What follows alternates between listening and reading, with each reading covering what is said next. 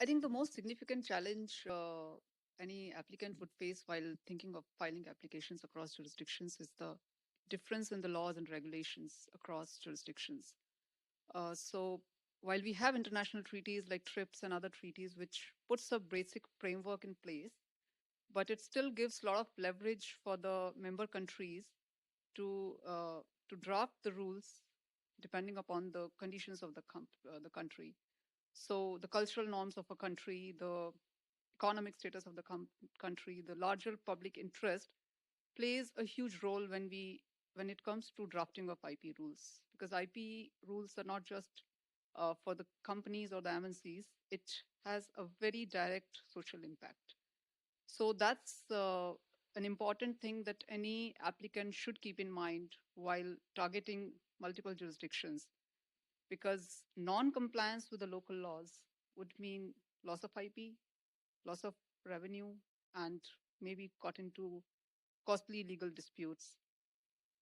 Speaking from India perspective, so there are certain, what we call them as artificial exclusions from patentability. So once you qualify the basic threshold of novelty, inventive step, and industrial applicability, there are certain set of exclusions defined. Specifically, the industries working in the life science domain, the pharma industry and the biotech industry, they should be aware of these specific laws.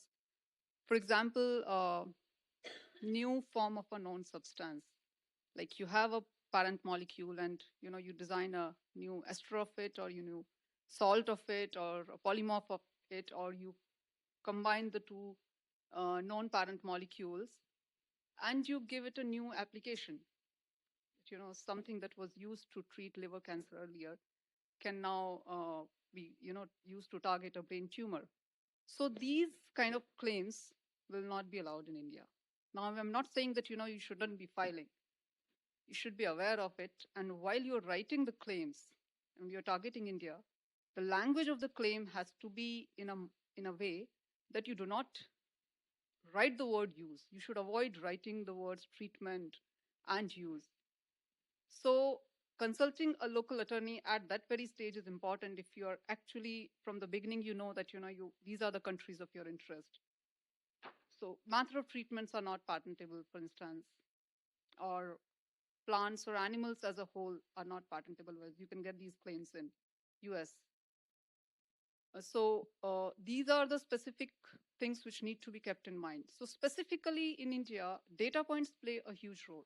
So you are advised always to the applicants is to keep the data set ready. Whatever experiments you have done in lab, even if you're not filing it in the specification for whatever reasons, you need to have it properly docketed. If required, tomorrow we can submit it in form of an affidavit.